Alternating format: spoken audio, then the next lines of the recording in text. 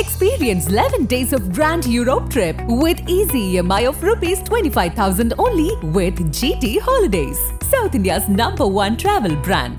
ஒரு பொன்னியின் செல்வனை தாண்டிய ஒரு ஹிஸ்டாரிக்கல் படம் வந்து ரெடி ஆயிட்டு இருக்கு. அதான் STR 40. நீ பண்ணு தம்பி, நான் இருக்கிறேன். தனுஷ் ஸ்ரீகாந்தை வச்சு, ரோஜா குட்டம் ஸ்ரீகாந்தை வச்சு ஒரு படம் எடுத்து முக்கால்வாசியோடு அது டிராப் ஆயிடுச்சு. ஒருவேளை ஆதிக்க ரவிச்சந்திரன், வெற்றிமாறன் படங்களுக்கு பிறகு அடுத்த படம் பிரசாந்த் படமாக இருக்கலாம். தனுஷ் ஊன்னு சொன்னீங்கன்னா இப்போ ஓடி வந்துருவார். வெற்றிமாறன் வாங்க நீங்க வாடிவாசலுக்குள்ள அப்படின்னா கதை ஃபுல்லா கேட்டு முடிச்சப்போ கிண்டலுக்கு சொன்னாரா எதுவான்னு சொல்ல, வெற்றிமாறன் தான் ஒரு இன்டர்வியூல சொல்லியிருந்தாரு, அமீர் நடிச்சா ராஜன் கேரக்டர் நான் பண்ணட்டுமா அப்படின்னு கேட்டாரான். ஒழுங்கா இதை பண்ணு அப்படின்ட்டு டைட்டில் கார்டில் யஷோட பேர் வருது. ஒரு சமயம் அதுல வந்து சொல்ற மாதிரி இந்த யூனிவர்ஸ்குள்ள ஒரு 2 மணி நேரம் 55 நிமிஷம் ஓடக்கூடிய இந்த படத்தில் திரும்ப திரும்ப வந்து நிறைய காட்சிகள் வந்து ரிப்பீட் ஆகுது. டெக்னிக்கலா போன பிரசாந்த் நீல் கதையில ஏன் இந்த அளவுக்கு வீக் ஆயிட்டாரு? ஒரு பலமான கதை வச்சு பண்ணிருக்கலாமே. ஒரு நாற்காலிக்காக சண்டை நடக்கும். அதில் 2 நண்பர்கள் இருப்பாங்க. ஒரு நண்பனுக்காக உயிரை கட்டா கூட கொடுப்பான். சின்ன வயசுலயே பிரிஞ்சு போறான் அந்த நண்பன். ஆதன் சிம்மனைகள் அனைவருக்கும் ஒரு பெரிய வணக்கம் அண்ட் வெல்கம் டு ஷோ. இன்னைக்கு நம்ம கூட சேர் பாலு சார் இணைஞ்சிருக்காங்க. நிறைய கேள்விகளும் இருக்கு. சார் வணக்கம். வணக்கம். எப்படி இருக்கீங்க சார்? நல்லா இருக்கேன். சிறப்பு. சலார் ரிலீஸ் ஆயிருக்கு, கூட ஷாருக் கானும் வந்திருக்காரு.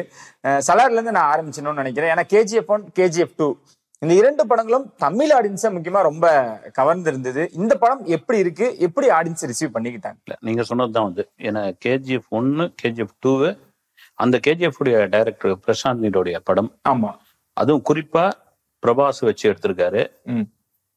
KGFல ஒரு கோலார் தங்கவயல் பின்னணி வச்சு பண்ணாரு. இதுல எந்த மாதிரியான ஒரு விஷயத்த சொல்ல போற, எந்த மாதிரி ஒரு கலர்ல அந்த படத்தை தரப்போறாருன்னு ஒரு பெரிய எதிர்பார்ப்பு இந்த படத்து மேல ஆரம்பத்துல இருந்தது. பிரபாஸுக்கும் ரொம்ப முக்கியமான படம். கடந்த 3 படம் வந்து அவருக்கு சரியா கை கொடுக்கல. அப்படியும் இந்தியாவினுடைய டாப் 1 ஆக்டரா இருக்காரு. சம்பளத்துல அதிக சம்பளம் வாங்கக்கூடிய நம்பர் 1 நடிகராக இருந்துட்டு இருக்காரு. இந்த படம் அந்த நம்பர் 1 இடத்தை தக்க வைக்குமா அப்படின்னு பெரிய ஆவல் தான். இன்னைக்கு காலையில ஃபர்ஸ்ட் ஷோ பார்த்தேன். நான் பார்த்த உடனே முதல் விஷயம், ஒரு சின்ன நாட்டு தான் கதை, ஒரு பெரிய விஷயம் இல்லை. ஏன்னா ஒரு சில தினங்களுக்கு முன்னாடியே பிரசாந்த் நீல் ஒரு இன்டர்வியூல சொல்லிட்டாரு, ஒரு நண்பர்கள் பத்தியான கதைன்னு. அந்த டீசரும் ட்ரெய்லரும் பார்த்தா நமக்கு தெரிஞ்சு போச்சு. 2 நண்பர்களுக்குள்ள இருக்கிற அந்த ஒரு பிரச்சனையா அல்லது ஒற்றுமையா அவங்களுக்குள்ள இருக்கிற தருணத்துல ஏற்கனவே இது சுருக்கமா சொன்னோம்னா, KGF படத்தை நம்ம சொல்லணுங்களா, ஒரு கோலார் தங்கவயல பின்னணியா வச்சு ஒரு கதை பண்ணியிருந்தாரு. இது கான்சார் அப்படின்னு ஒரு கற்பனை நாட்டை பின்னணியா வச்சு ஒரு கதை பண்ணியிருக்காரு. ஒரு கான்சார் அப்படின்ற நாடுல 3 பிரிவு மக்கள் வாழ்ந்துட்டு இருப்பாங்க. ஒரு நாற்காலிக்காக சண்டை நடக்கும். அதில் 2 நண்பர்கள் இருப்பாங்க.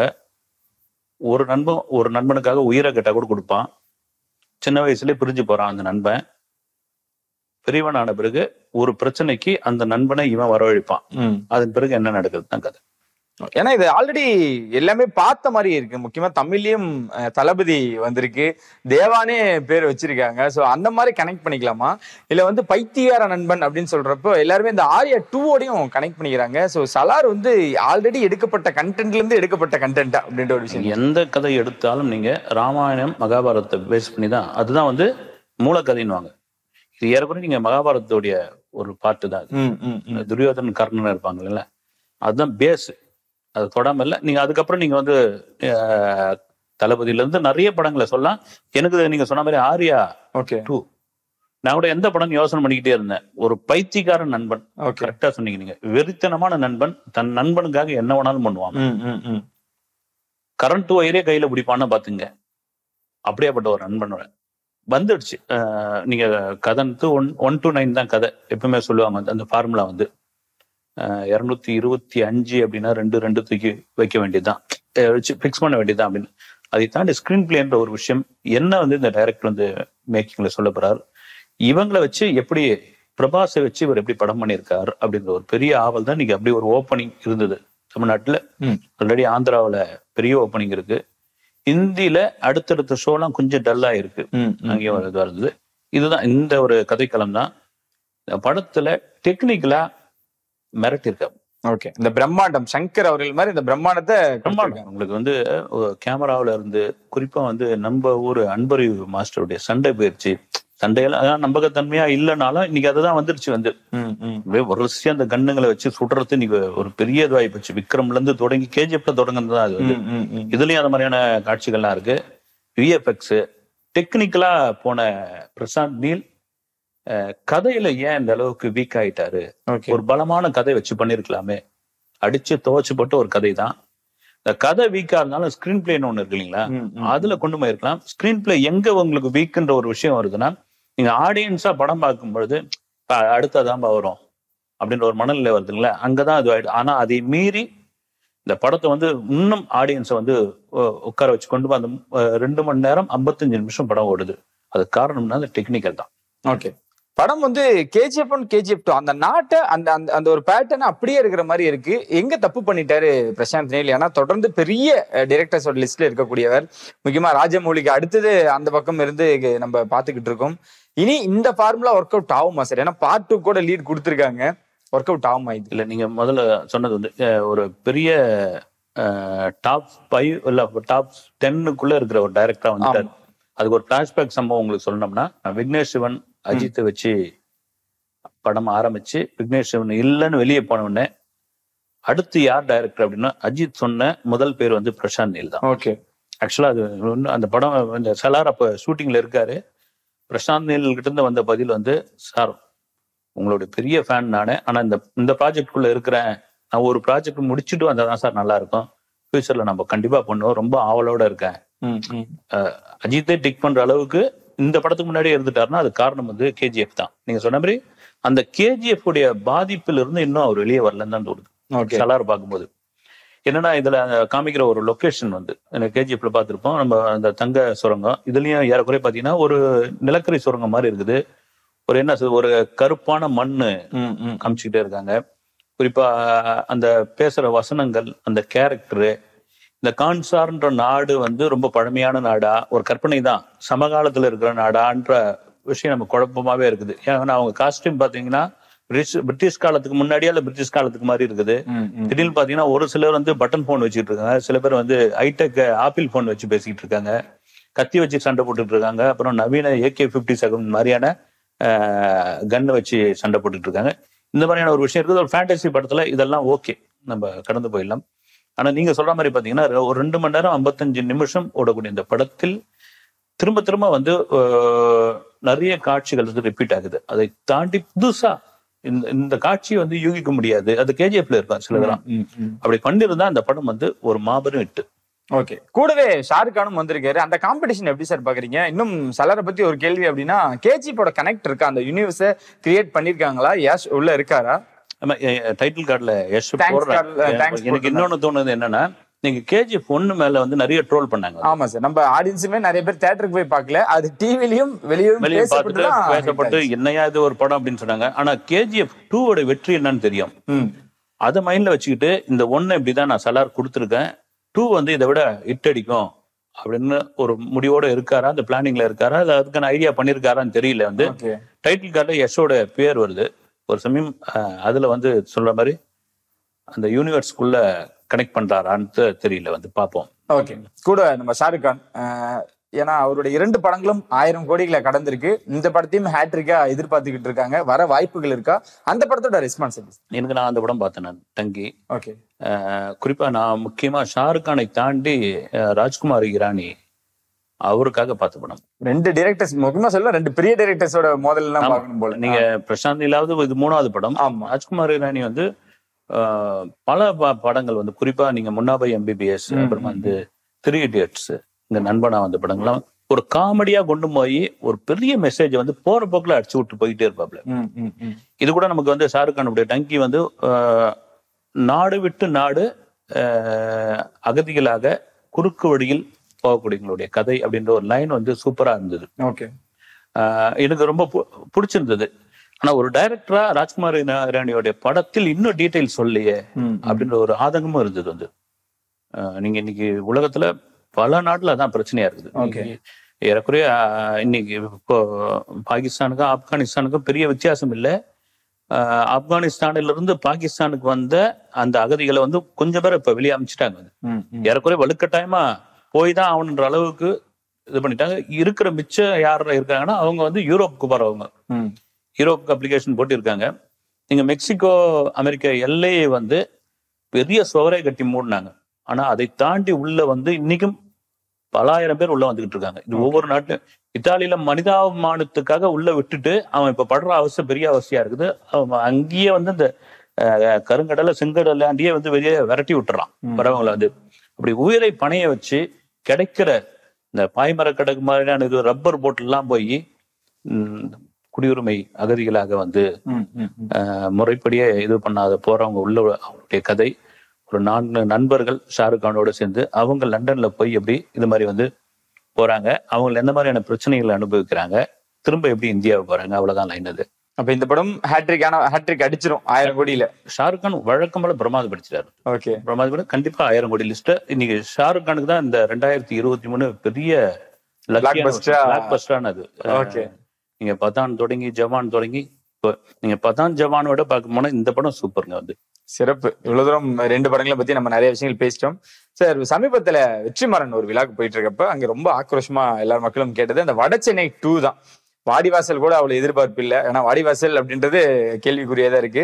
எல்லாருமே வடசென்னை 2 தான் எல்லாரும் கேட்டுட்டு இருக்காங்க. வெற்றிமாறன் அவர்களும் வருதுப்பா அப்படின்ற மாதிரி சொன்னாங்க.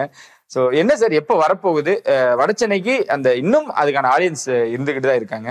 இல்ல வடசென்னை அந்த வடசென்னைக்கான அந்த வெற்றி என்னன்னு தெரியும். வந்து வடசென்னையை வச்சு இவர் என்ன சொல்லிட்டு போறாரு அப்படின்ற விஷயம் எல்லாம் இருந்தது. அதுக்கப்புறம் அந்த படம் வந்து பெரிய ஹிட்டு.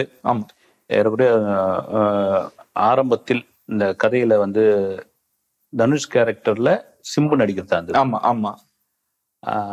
அதுக்கப்புறம் தனுஷே உள்ள வந்துட்டாரு ஒரு ஆசானியர். கதை ஃபுல்லா கேட்டு முடிச்சப்போ கிண்டலுக்கு சொன்னாரு அதுதான் சொல்ல. வெற்றிமாறன் தான் ஒரு இன்டர்வியூல சொல்லியிருந்தாரு, அமீர் நடிச்சா ராஜன் கேரக்டர் நான் பண்ணட்டுமா அப்படின்னு கேட்டாரா. ஒழுங்கா இதை பண்ணு அப்படின்ட்டு. ஏன்னா அந்த கேரக்டர் உங்களுக்கு அவ்வளவு கொஞ்ச நேரம் வந்தாலும் அமீருடைய ராஜன் கேரக்டர் அவ்வளவு வலுவான ஒரு விஷயம். அமீருக்குள்ள இப்படி ஒரு நடிப்பு திறமை இருக்கான்னு வந்து வடசென்னை தான் கொண்டு வந்தது. அது ஒரு என்ன சொல்ற ஒரு கதைக்கான இயக்குனர் தான் அவர். வந்து நடிகருக்கான இயக்குனர் வந்து வெற்றிமாறன் கிடையாது. அதனாலதான் வடசென்னை 2 மீது ஒரு பெரிய எதிர்பார்ப்பு. வடசென்னை வந்தப்ப அந்த வடசென்னை மக்களும் வந்து எங்களை வெற்றிமாறனும் வந்து தப்பா காமிச்சிட்டாரு அப்படின்ற கொந்தளிப்பையும் அவங்க வெளிப்படுத்தியிருந்தாங்க. சமீபத்துல வந்து ஒரு சீரீஸ் கூட பாத்தீங்கன்னா வடசென்னை மக்களை, அப்புறம் இப்போ வந்த ஒரு படம் ஃபைட் கிளப் பாத்தீங்கன்னா அநியாயத்துங்க. வந்து ஏதோ வடசென்னையில இருக்கிறவன் பூரா வந்து கஞ்சா ஓட்டுறவனாகவும் பொட்டலம் மாத்துறவனாகவும் பாலியல் தொழிலாளி மாதிரியும் ஆள் கடத்துறவனாக குழந்தை கடத்துறவங்களாக இப்படியா காட்டிட்டு இருந்தாங்க. அந்த கோபம் அவங்களுக்கு காலகாலமா இருக்குது. அதை தாண்டி எவ்வளவு இலக்கியவாதிகள் அங்க வந்து பல கம்பெனிகளுடைய சிஓக்கெல்லாம் அங்கிருந்து பிறந்து வந்தவங்க, திரைப்பட தயாரிப்பாளர்கள்லாம் வந்து ஒரு 3-4 பேர்ல மேடையில பெருமையாலாம் சொல்றவங்க எல்லாம் உண்டு. வந்து நாங்கெல்லாம் ஒன்னாரப்பட்டக்காரங்க வடச்சண்டைக்காரங்க அப்படின்ட்டு. அப்படியேப்பட்ட ஒரு இது இவர் மேலேயே அந்த ஒரு சின்ன ஒரு வருத்தம் இருந்தது. அந்த வடசென்னை 2ல அது இருக்காது அப்படின்னு அப்பயே ஒரு இன்டர்வியூல கொடுத்திருந்தார். இதுதான் காரணம். வந்து ஓகே, அதுக்கான எதிர்பார்ப்பு காரணம் இதுதான். அஜித் அவர்களை பத்தி நிறைய விஷயங்கள் பேசிட்டு இருக்கோம். வாடிவாசல் அவர் இருப்பாரா? நீங்க சொன்னீங்க பிரசாந்த் நீலும் சொன்னீங்க. பிரசாந்த் நீல் அவரோட படைப்பிலையும் அஜித் அவர்களோட பங்கு இருக்குமா? எப்ப எதிர்பார்க்கலாம் ஒருவேளை இருந்துச்சு அப்படின்னு? எனக்கு கண்டிப்பா வந்து ஏன்னா ஒரு அவ்வளவு பெரிய ஆர்டிஸ்ட் கூப்பிட்டு படம் பண்ண முடியுமான்னு கேட்கும் பொழுது எந்த இயக்குனருக்கும் வந்து ஒரு பெரிய இதுதான் இருக்கும். வந்து மிஸ் பண்ணிட்டுமே அடுத்த முறை பண்ணலாம். அதான் சொன்னது வந்து எதிர்காலத்துல உங்களோட பண்றேன் சார் அந்த மாதிரி வாய்ப்பு கிடைச்சா அப்படின்னு. ஒருவேளை ஆதிக்க ரவிச்சந்திரன் வெற்றிமாறன் படங்களுக்கு பிறகு அடுத்த படம் பிரசாந்த் நீல் படமாக இருக்கலாம். ஓகே, மறுபடியும் வாடிவாசல் தான் சார் நான் வருவேன். ஏன்னா என்ன நடக்க போகுது, தனுஷ் அவர்கள் பேரும் அஜித் அவர்கள் பேரும் நாளுக்கு நாள் அங்கங்க வந்துகிட்டு இருக்கிறத பாக்குறோம். யாருங்க சார் அதிகமா இருக்க வாய்ப்புகள் இருக்கு? குறிப்பா ஏன் தனுஷ் மேல அதிக எதிர்பார்ப்புகள் இருக்கு? நீங்க அஜித் வந்து இனி விடாமுயற்சியில இருக்காரு. அது வந்து ஒரு ஹீரோ கமிட் ஆகி அவர் வந்து அந்த காலைக்குள்ளலாம் பழகி அதுக்கப்புறம் வந்து ஒரு சூர்யாவுக்கும் அமெரிக்கமான பிரச்சனையா மாறி அப்புறம் வந்து வேற ஏதாவது ஆகி சூர்யா விலக போறாரா இல்ல மாற்றப்படுவாரா ஏதோ போயிட்டு இருக்கு. அஜித் கிட்ட பேசுறது உண்மை அப்படின்னு ஒரு சோர்ஸ்ல வந்து நீங்க வாங்க சார்னு வெற்றிமாறன் பேச அப்போ கண்டிப்பா முடியாதுன்றாரு. சொன்ன காரணம் வந்து சூர்யா அதுல வந்து கமிட் ஆகிட்டாரு. ரெண்டாவது அவரு தானு படம் ப்ரொடியூசர் அவர் தான். அதுக்கு அவருக்கு ஏதோ ஒரு பழைய பஞ்சாயத்துலாம் இருக்குன்னு சொல்றாங்க. அது என்னன்னு தெரியல. அது ஒரு பக்கம் இருக்கும் பொழுது ரெண்டாவது விடாமுயற்சிக்குள்ள இருக்கேன். அடுத்து 2 படங்கள்ல கமிட் ஆயிட்டு நாம அந்த படத்துல ஜாயின் பண்ணிப்போம். நீங்க சொன்ன கதையில இதை விட்டுருங்க பிரதர் அப்படின்ட்டாரு. நீங்க சொன்னவர் தனுஷ் ஊன்னு சொன்னீங்கன்னா இப்போ ஓடி வந்துருவாரு. ஓகே, வெற்றிமாறன் வாங்க நீங்க வாடிவாசலுக்குள்ள அப்படின்னா 1 மாசத்துல இல்ல 15 நாள்ல தயாராயிடுவார். ஆனா அவருடைய ஆஸ்தான இயக்குனர் இவருடைய ஆஸ்தான நடிகர் தான் தனுஷ் வந்து. எனக்கு தெரிஞ்சு மறுபடியும் சொல்றேன், வாடிவாசலுக்குள்ள தனுஷ் வருவதற்கான நிறைய வாய்ப்புகள் இருக்கு. ஓகே, தனுஷ் டைரக்ஷன் 3வது அப்படின்ற மாதிரி DD3 இன்னைக்கோட அப்டேட் வந்து 24ஆம் தேதி வரதா இன்னைக்கு ஒரு அனௌன்ஸ்மெண்ட் வந்துருந்தது. டைரக்ஷன்ல ஏன் சார் இவ்வளவு ஆர்வம்? திடீர்னு அடுத்தடுத்த கமிட்மெண்ட் பண்ணியிருக்காரு, என்ன ரீசனா இருக்கும்? இல்ல நீங்க எனக்கு தெரிஞ்சு பார்த்தீங்கன்னா 24 கிராஃப்ட் சினிமால இருக்குது பாருங்களா, அதுல ஒரு 18 கிராஃப்ட் வந்து தனுஷ்க்கு தெரியும். ஓகே, காரணம் என்னன்னா, ஒரு டவுன் டு எர்த் வந்த ஒரு நபர் வந்து நிறைய உருவ கேலிக்குள்ள ஆளானவர். அப்புறம் அது இவரெல்லாம் வந்து சூப்பர் ஸ்டார் மருமகன் ஆயிட்டாரு அப்படின்னு சொல்லி வந்து விமர்சனங்களுக்கு காதுபடவே கேட்டவர்.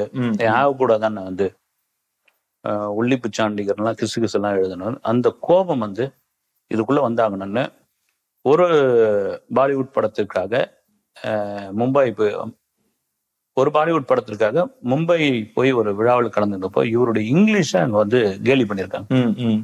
அது பேருக்கு ரொம்ப தீவிரமா இங்கிலீஷ் கத்துக்கிட்டாரு. அது காரணம் ஐஸ்வர்யா ரஜினிகாந்த் தான். ஓகே, ஏற்கனவே அப்படியே மாத்துனது எப்படி லதா ரஜினிகாந்த் வந்து ரஜினிகாந்தை மாத்தினாங்களா, அதே போல மாத்துனது ஐஸ்வர்யா தான். அந்த சினிமாவுக்குள் நாம வந்து எல்லா விஷயத்தையும் கத்துக்கணும், இங்க வந்து லாங்கா டிராவல் பண்ணணும் அப்படின்ற ஒரு முடிவோட இருக்கிறார் வந்து தனுஷ் வந்து. அதனாலதான் டைரக்ஷனும் எனக்கு இது நான் கூட சொல்லியிருப்பேன்னு நினைக்கிறேன். தனுஷ் ஸ்ரீகாந்தை வச்சு, ரோஜா குற்றம் ஸ்ரீகாந்தை வச்சு ஒரு படம் எடுத்து 3/4 வாசியோட அது டிராப் ஆயிடுச்சு. அப்ப ஸ்ரீகாந்த் ஒரு தடவை நான் சொல்றது ஒரு 2 வருஷத்துக்கு முன்னாடி மீட் பண்ணும்போது சொன்னாரு, சார் நான் நினைச்சே பார்க்கல, ஆனா வெளியே சொல்லக்கூடாதுன்னு எதுவும் பேசிடாதீங்க சார் அப்ப சொல்லியிருந்தாரு. ஒரு ப்ராஜெக்ட் வந்து ரெடி ஆகிட்டு இருக்கு, அவர் நடிக்கிற நேரம் போக மிச்ச நேரங்களை வந்து டைரக்ட் பண்ணிட்டு இருக்காங்க, ரொம்ப சைலண்டா நடந்துகிட்டு இருக்கு.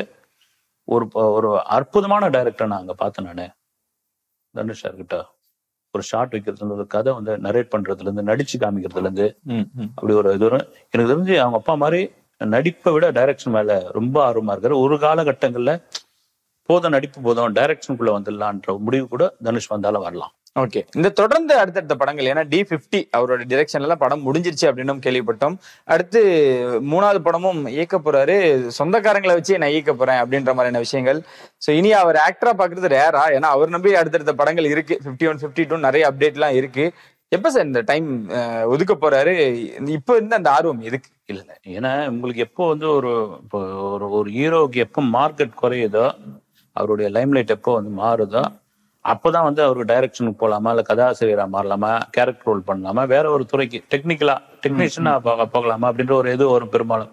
இவர் இன்னைக்கும் வந்து தனுஷ்கான ஒரு மார்க்கெட் இருக்கு. ஓகே, நீங்க 200 கோடி ரூபாய் பிசினஸ் கிளப்ல இருக்காரு அவர் வந்து. பெரிய ஆச்சரியமான விஷயம். அப்படின்பொழுது டக்குன்னு அவர் நடிப்பை திறந்துட்டு டைரக்டருக்குள்ள போக மாட்டாரு. டைரக்ஷன் ஒரு பெரிய ஆர்வமா இருக்குது. ஓகே, பாப்போன்னு இசைஞானி இளையராஜாவுடைய பயோபிக்ல நடிக்க போறாரு. இது வேற என்ன வேணும் வந்து இளையராஜா அக்செப்ட் பண்ணியிருக்காரு பாருங்க. அதுதான் அவருடைய சென்ஸையும் அவர் புரிஞ்சுக்கினவர். ரொம்ப புத்திசாலித்தனமான ஒரு நடிகர் வந்து. அவர் கொஞ்சம் பிசுறு தட்டினாலும் வந்து கோபம் ஆயிடுவாரு. நீ என்ன எப்படி பண்ணிருக்காருன்னு ஏதாவது ரெஸ்ட் போட்டு காமிக்கும் போது நான் எப்படியா அப்படின்ட்டு கேட்டு தரணும் ஆகிறது. இதெல்லாம் ஒரு புரிதல் 2 பேருக்குமே இருக்குது.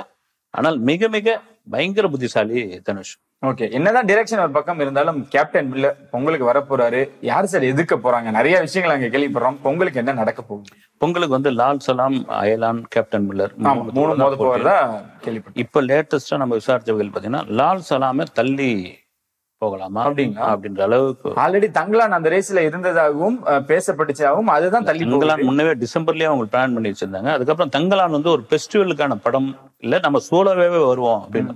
தங்கலான் வந்து ஒரு சர்பட்டா பரம்பரை மாதிரியான ஒரு ஃபீல் குட் மூவி, ஒரு விஷயத்தை சொல்லக்கூடிய படம். அவங்க ஆஸ்கார் லெவல்ல திங்க் பண்ணிட்டு இருக்காங்க. கமர்ஷியலா அது ஹிட் ஆகலாம், ஹிட்டாக போகலாம், இல்ல பெரிய வரவேற்பு கிடைக்கலாம், எது வேணாலும் ரைட்டு. ஆனா வந்து மிகச்சிறந்த படம்ன்ற கேட்டகரியில வந்து தங்கலான் வரும். இது 3 வந்து ஒரு ஃபெஸ்டிவலுக்கான படமா உள்ள இறக்கியிருக்காங்க. என்னன்னா இந்த தியேட்டர் ஸ்கிரீன்ஸ் கிடைக்கிறதுல இப்படி வந்து நம்ம வந்து இந்த ஊருங்களில் சொல்லுவாங்க 3 கூட்டுன்னுவாங்க. 3 இதுவா நம்ம பங்கு போட்டுக்கணுமா அப்படின்னு லால் சலாம் மட்டும் வெளியே போய் நம்ம சோலோவே ஜெயிப்போம். அதுக்கு முழுக்க காரணம் என்னன்னா, ஐஸ்வர்யா ரஜினிகாந்த் அந்த படத்தின் மீது வைத்திருக்கிற நம்பிக்கை, அவங்க அப்பா மீது வச்சிருக்க ஒரு பெரிய விஷயம். ரஜினி ஃபேனும் உள்ள வந்துருவாங்க. படமும் ரஜினி பார்த்துட்டு சூப்பர் அப்படின்ட்டாராம் வந்து. ஓகே, நம்ம சோலோவே வருவோம் அப்படின்னு முடிவுல இப்ப இருக்காங்க அவங்க. அது காரணம் அப்படிலாம் பார்த்தோம் அப்படின்னா தனுஷுக்காக விட்டு கொடுத்த ரஜினி டேக் போட்டு போறாங்க சார். அப்படிலாம் இருக்காது. வந்து இவங்க 2 பேருக்கும் கூட மோதனம் தான் வந்ததா இருக்கும். வந்து கேப்டன் மில்லர் வந்து அயலானுக்கும் லால் சலாமுக்கும் இது இப்போ தமிழ்நாட்டுல 1100 ஸ்கிரீன்ஸ் இருக்குன்னு வச்சுங்களேன். ஒரு 1100 இப்படி பிரிச்சு பாத்தீங்கன்னா கூட 200 250 இப்படி எல்லாம் வரத்தை விட ஒரு சாதாரண ஒரு நாள்ல வருவோம், ஒரு வீக்கெண்ட்ல வருவோம், வந்து நம்ம இருக்கிற ஒரு 900 ஸ்கிரீன்ஸ்லயே நம்ம ரிலீஸ் பண்ணுவோம், அடிப்போம் நம்ம அப்படின்ற மனநிலைக்கு லால் சலாம் வந்திருக்கலாம் அந்த டீம். ஓகே, என்னதான் தனுஷுக்காக விட்டு கொடுத்த ரஜினி அப்படின்னு ஒரு டேக்லைன் வந்தாலும் சிவகார்த்திகேயனா தனுஷா அப்படின்ற ஒரு விஷயமும் இங்க அதிகமா பார்க்கப்படுது. பொங்கலுக்கு இந்த 2 பேரோட பெயர்களும் அதிக இடத்துல கேட்க போறோம். என்ன நடக்க போகுது சார் 2 பேருக்கும்? ஏன்னா 2 படங்களுக்கும் நிறைய எதிர்பார்ப்புகள் இருக்கு. இந்த 2 படமும் இப்ப அயலான் கூட சொல்லியிருந்தாங்க, வெளிநாட்டில் அதிக தியேட்டர்ல ரிலீஸ் ஆகிற முதல் சிவகார்த்திகேயன் படம் அப்படின்னு சொல்லியிருந்தாங்க. அது ஒரு ஏலியன் சம்பந்தப்பட்ட ஒரு கதை. சிவகார்த்திகேயனுக்கு வந்து குழந்தைகள் ஆடியன்ஸ் நிறைய இருக்காங்க. அது ஒருவேளை அது கனெக்ட் ஆகி படம் பிடிச்சு போச்சு அப்படின்னா சூப்பர் ஹிட் அப்படின்ற ஒரு லிஸ்ட்ல சேர்க்கலாம். கேப்டன் மில்லர் வந்து ஒரு ஹிஸ்டாரிக்கல் ஃபிலிம், பிரிட்டிஷ் காலத்தில் நடக்கக்கூடிய ஒரு சம்பவம். இது எப்படி அக்செப்ட் பண்ணிக்க போறாங்க? ஏன்னா மதராசப்பட்டினம்லாம் நம்ம பார்த்துட்டோம். நம்ம அதை தாண்டி இதுல என்ன கட்ட போறாங்க அப்படின்ற ஒரு விஷயம் இருக்குது. அது கொஞ்சம் ரிஸ்க் தான். ஆனா நீங்க சொல்லும் போது போட்டின் போது இந்த 2த்துக்குமான போட்டி தான் வந்து தனுஷா எஸ்கேவா அப்படின்ற இதுல பொங்கல் ரேஸ்ல களம் இறங்க போறாங்க. ஓகே, அவங்க 2 பேருக்கு மைண்ட் செட் இப்ப என்னவா சார் இருக்கும்? ஏன்னா 2 பேரும் கிட்டத்தட்ட ரொம்ப நாளுக்கு அப்புறம் இல்ல எப்ப பேசிக்கிட்டாங்க கூட நம்மளுக்கு தெரியாது. இந்த 2 பேரோட படங்களும் மோத போறதுன்றது அவங்களுக்கு என்ன மாதிரியான மனநிலையை கொடுக்கும்? அது என்னன்னு சொல்றது வந்து களத்துல வந்தாச்சு, வந்த உடனே பாத்துருவோம் அப்படின்னு நம்ம இருக்கிற எல்லா நடிகரும் நம்ம சொல்றோம் இல்லைங்களா. வந்து நிஜத்துல ஒரு ஃபங்க்ஷன்ல பாத்துக்கும் போது நல்லா நட்பா பேசினா கூட வந்து ஒரு போட்டின்னு வந்த பிறகு எதிரணியா மாறிடுறாங்க. ஓகே, அது வந்து விஜய் அஜித்தா கூட இருக்கட்டும், இல்ல ரஜினி கமலா இருக்கட்டும், யாரா இருந்தாலும் போட்டின்ற விஷயத்துல வந்துடுறாங்க. சிம்பு தனுஷ்ன்ற இது மாதிரி இப்ப வந்து தனுஷ் எஸ்கேன்ற அளவுக்கு இந்த பொங்கலுக்கு இருக்க போகுது. சிறப்பு. இதை தொடர்ந்து தளபதி 68 என்னதான் சார் படம் பேர் இருக்க போகுது? ஏன்னா சமூக வலைத்தளங்கள்ல நிறைய பேர்கள் நம்ம பாத்துக்கிட்டு இருக்கோம். எது வரைக்கும் அவங்க முடிவு பண்ணிருக்காங்க? எது அதிகமா இருக்க வாய்ப்புகள் இருக்குல்ல? டக்குன்னு ரசிகர்கள் அவங்கவுங்க ஒரு தலைப்பை அடிச்சு விட்டாங்க. பாஸ், பசில், அது இதுன்னு போட்டு இது பண்ணியிருந்தாங்க. அப்புறமா ஏஜிஎஸ் உடைய கல்பாத்தி, ஏஜிஎஸ் உடைய அர்ச்சனா கல்பாத்தி ஒரு ட்வீட் போட்டிருந்தாங்க. தலைப்பை நாங்க முடிவு பண்ணிக்கிறோம், நீங்க எதுவும் போட்டி போடாதீங்க, தலைப்பு வந்தே தீரும்னு. ஜனவரி 1ஆம் தேதி டைட்டில் லுக் விடுறதுக்கான வாய்ப்பு இருக்கு. எனக்கு தெரிஞ்சு பாத்தீங்கன்னா அதிகபட்சமாக பாஸ். ஓகே, அத தமிழ்ல அப்படியே சொல்லுங்க. பாஸ் தமிழ்ல சொல்லணும்னா தலைவா, முதல்வன். அதுதான் நான் கேட்கலாம். தலைவா ஆல்ரெடி வந்துட்டார்ல சார், தலைவன் எதுக்காக? தலைவன் இல்லைன்னா முதல்வன் எப்படியும் சொல்லலாம். 68 அதுக்கப்புறம் வந்து ஒரு பிரேக் எடுக்கிறாரு. நான் கூட பேசியிருந்தேன், 69 பண்ணலான்னு ஒரு ஐடியா இருந்தது. சங்கருடன் ஒரு பேச்சுவார்த்தையெல்லாம் நடத்தினாரு விஜய். சங்கர் வந்து நிறைய டைம் எடுத்துக்கலாம், நான் ஷார்ட் புட்ல அதை பண்ணி கொடுக்க முடியாது. அவருக்கு பாத்தீங்கன்னா இந்தியன் 2, 3, ராம் சரண் படம் இது எல்லாமே இருக்கு. வந்து இந்தியன் 2, இந்தியன் 3 எல்லாம் என்னன்னே தெரியல வந்து. அதனால சரி ஓகே, ஏன்னா நாடாளுமன்ற தேர்தலும் வந்துட போகுது, அடுத்து சட்டமன்ற தேர்தல், 2-3 வருஷம் எடுப்போம், அந்த பிரேக் எடுப்போம், எடுத்துட்டு உள்ள எடுப்போம். அதுக்கு முன்னாடி தி பாஸ் அப்படின்ற ஒரு தலைப்பை விடுவோம் அப்படின்ட்டு இன்னைக்கு வரைக்கும் ஃபைனலா இது வரைக்கும் இருக்கு. கடைசி நேரம் மாறுதலுக்கு உட்பட்டதாக மாறலாம் வந்து. ஆனால் ஒரு அரசியல் தலைப்பாக இருக்கிறதுக்கான நிறைய வாய்ப்பு இருக்கு. ஓகே, இப்ப தலைவன், ஏன்னா தலைவா ஆல்ரெடி வந்துட்டாரு, தலைவனா களை இறங்கிட்டேன் அப்படின்றதுக்கு ஒரு முன்னுதாரணமா இது இருக்க வாய்ப்புகள் இருக்கு அப்படின்னு நம்ம எதிர்பார்க்கலாமா? கண்டிப்பா. ஓகே சார், அப்ப நம்ம பார்ப்போம் என்ன வரப்போகுது அப்படின்ட்டு.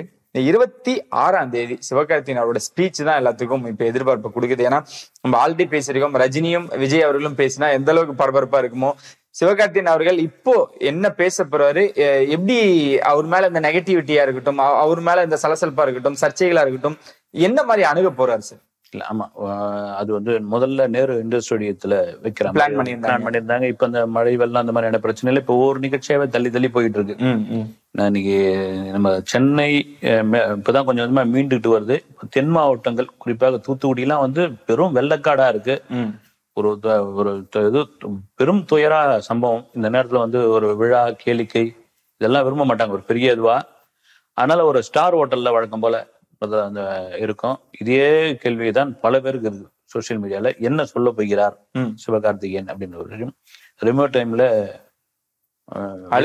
அழுதுலாம் நிறைய எமோஷனலா நிறைய விஷயங்கள் ஷேர் பண்ணாரு. இப்ப இருக்கிறதுக்கு என்ன பதில் சொல்ல போகிறாரா, இல்ல வழக்கம் போல மௌனமாவே இந்த கடந்து போகிற போறாரா அப்படின்னு தெரியல.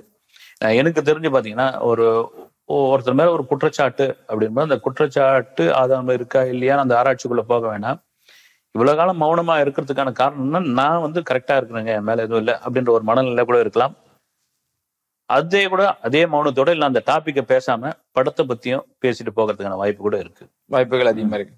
சிம்பு என்ன சார் பண்ணிக்கிட்டு இருக்காரு? STR ஏன்னா 48 நீங்க சொல்லுவீங்க அடிக்கடி இந்த கிணத்துல போட்ட கல்லு மாதிரி இருக்குன்னு. என்ன சார் நடந்துகிட்டு இருக்கு? கமல் அவர்களுக்கு இதுல அதிகமா இன்ட்ரெஸ்ட் இல்லையோ? இல்ல, கமலுக்கு தான் பயங்கர இன்ட்ரெஸ்ட் இந்த படத்துக்கு மேல. படத்துல ஓகே, அப்ப ஏன் சார் டிலே ஆயிட்டே இருக்கு? என்ன நடக்குது? நான் விசாரிச்ச வகையில என்ன தெரியுங்களா, பொன்னியின் செல்வன்ல சிம்பு நடிக்கிறதா இருந்தது. ஆமா ஆமா சார், நம்ம பேசியிருந்தோம். அதுல இருந்த ஒரு 2 ஹீரோக்கள் கடும் எதிர்ப்பு தெரிவிக்கல, அது மறுத்தாங்க, வரத விரும்பல. மணிரத்னம் வேண்டா வெறுப்பாதான். மணிரத்னம் செக்கச்சிவந்த வானத்தில் சிம்பு தான் இருக்குன்னு முதல்ல டிக் பண்ணது அவர் பேர் தான். ஓகே, உண்மையிலே சிம்பும் அதுல கலக்கி இருப்பாப்ல. பொன்னியின் செல்வனுக்குள்ள சிம்பு உள்ள வெளியே வந்ததெல்லாம் தெரியும் கமலுக்கு. சிம்புக்கும் ஒரு பெரிய வருத்தம். கமலஹாசனுக்கு பொன்னியின் செல்வனை எடுக்கணும்னு ஒரு பெரிய விருப்பம். எம்ஜிஆர் முடியாதுன்னு கைவிட்டது, கமலஹாசன் மறுபடியும் கையில எடுத்து இது சரி வருமா, ஒரு நாவலை சதிச்சுட்டு போறோம் நம்ம அப்படின்னு அதை விட்டுட்டாரு. மணிரத்னம் எடுத்து பண்ணிட்டாருன்ற ஒரு சின்ன கோபமும் இருக்குது. இது ரெண்டும் சேர்ந்து ஒரு பொன்னியின் செல்வனை தாண்டிய ஒரு ஹிஸ்டாரிக்கல் படம் ரெடி ஆயிட்டு இருக்கு. அதான் STR 48. ஓகே, நீ பண்ணு தம்பி, நான் இருக்கிறேன். 2 பேருக்கும் மிஸ் ஆன ஒரு படம். அதை தாண்டி ஒரு விஷயம் பேசும்போது இந்த படம் ஒரு மார்ஷல் ஆர்ட்ஸ் பின்னணியாக வைத்து ஒரு சரித்திர கதை ரெடியாகுது. கண்டிப்பா படம் இதுதான். இந்த கமல் அடிக்கடி சொல்ற வார்த்தை ஒத்திகைன்னு வருது. ஒத்திகை ரொம்ப முக்கியம் அப்படின்னு. அந்த மாதிரியான ஒத்திகை மிக தரமாக இப்ப நடந்துகிட்டு இருக்கு. ஓகே, போனோமா, கேமரா வச்சோமா, ஒரு ஷெட்யூல் போட்டோமா, கடகடன் முடிச்சுட்டு வர மாதிரியான ஒரு பிளானிங்ல இருக்கு. ஏன்னா சிம்புவோடைய சினிமா கரையில் கிட்டத்தட்ட ஒரு 200 கோடி பட்ஜெட்ல இந்த படம், அதிக பட்ஜெட் தான். அதனால கமலஹாசன் ராஜ்கமல் பிலிம்ஸ்ல ஒரு சிம்புக்கு ஒரு பெரிய படம், நீங்க தைரியமா பண்ணுங்க தம்பி அப்படின்ற அளவுக்கு அவர் தட்டி கொடுத்திருக்காரு. சிம்பு அதுக்கு ரெடி ஆகிட்டு இருக்காரு. யாருக்கும் ரெடி ஆயிட்டாரு. ஒரு பக்கம் தாய்லாந்துலயும் லண்டன்லயும் போய் அந்த மார்ஷல் ஆர்ட்ஸ்க்கான பயிற்சி எல்லாம் எடுத்துருந்தாரு. இடையில கூட ஒரு வீடியோ சோசியல் மீடியால போட்டிருந்தாரு, ஜிம்ல எக்ஸசைஸ் பண்ணிட்டு இருக்க மாதிரியான இது. அதனால STR 48 மிக விரைவில் அதனுடைய அறிவிப்பு வரும். ஷூட்டிங்க கிளம்பிடுவாங்க, தரமா வரும். ஓகே, கண்டிப்பா எதிர்பார்க்கலாம் சார். ரொம்ப நன்றி சார், நிறைய விஷயங்கள் எங்களோட இன்னைக்கு நீங்க பகிர்ந்துகிட்டு இருக்கு. விடைபெறும் நன்றி.